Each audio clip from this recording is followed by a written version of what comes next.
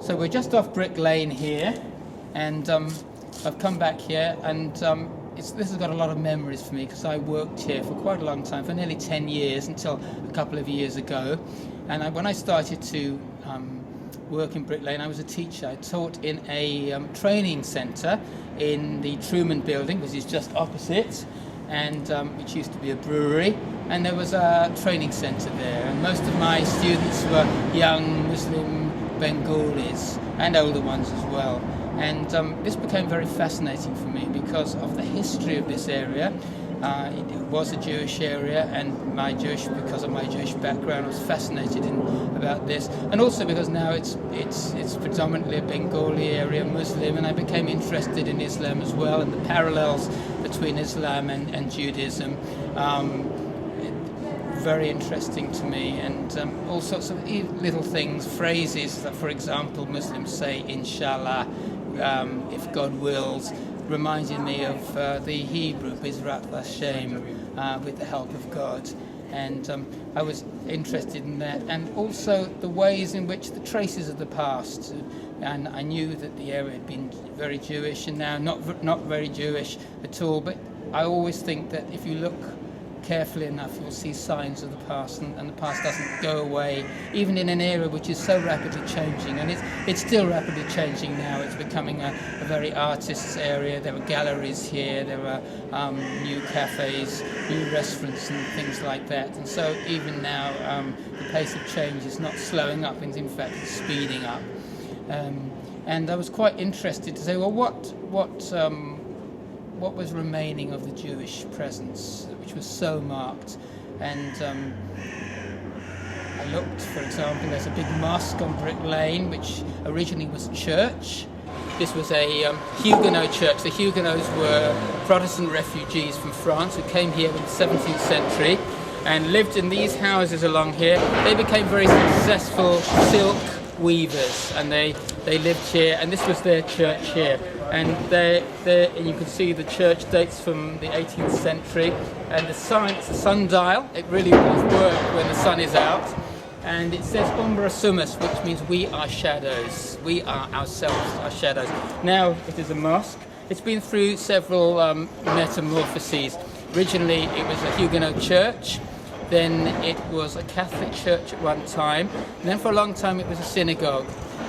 When this was a Jewish area predominantly until 1970, and then in that year it became a mosque, which is what it is now. Who knows what it'll be in the future? It'll be something else, no doubt, because time always moves on.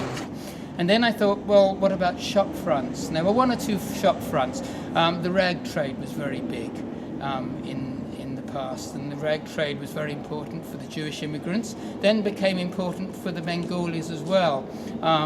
Clothes were made even up to 30 years ago, and many of my students came here and they worked making clothes, making jackets, making dresses, and they often worked for Jewish employers, and that was quite interesting because when the Jews came, they worked in the very same thing. And today we've found some one or two wholesalers who are selling. They're not actually making clothes, but they're selling cloth and material. Who are still Jewish owned and Jewish run, and that's quite interesting. And looking. And I became obsessed with looking for mezuzahs, and a mezuzah is a little prayer scroll which is placed on the outside of a Jewish dwelling or Jewish business that indicates it contains a prayer. It's in a holder that indicates that this is or was a Jewish residence, flat, house, or business, and I became obsessed with looking for these things.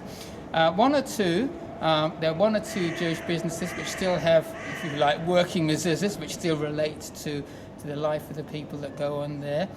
So this is a business that's still going. It's obviously a wholesale cloth business, and we have a mezuzah here, which is still, I suppose, it's a fully functional shop, and it's fulfilling its function. It's not just something that's been left behind from the past. It's still going. So this is an indication that there's still a Jewish presence here, and it's still happening right at this moment. And this is something we've just discovered, which is very pleasing. And then in other places, the buildings are now not Jewish, they are something else, but the mezuzah is still there, and the reason is the doors are there and they've been covered over by these thick lacquers of paint, and it's the paint that's actually preserved the mezuzahs. People have just used the buildings for whatever they're used for, and they don't actually notice that there's a little bulge there, there's a little swelling, or sometimes it's quite obvious there's a mezuzah there, and sometimes there's just a little swelling and you know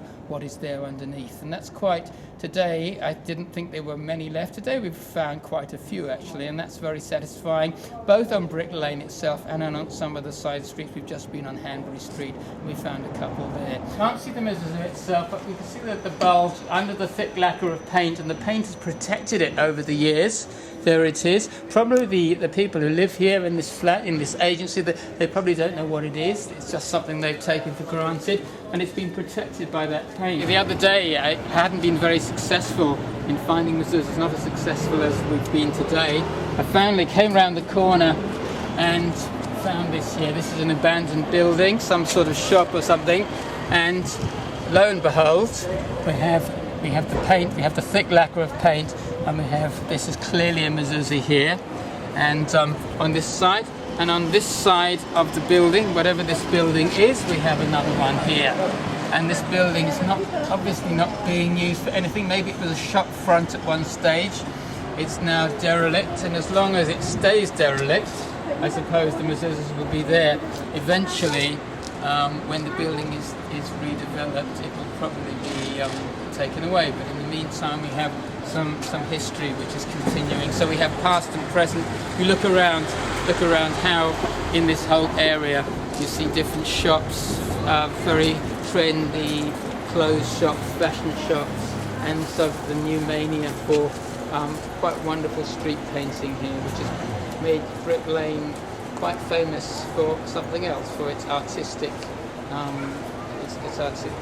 galleries and artists as well. This is really the centre of that as well. So we have all these things going on at the same time. So even in this time of very rapid change, and clearly buildings going on all the time, in 5 years' time Brick Lane will not be the same as it is now. We still have the history, so I think it's good that the past can coexist with the present, and it always does, and it's important that we remember this.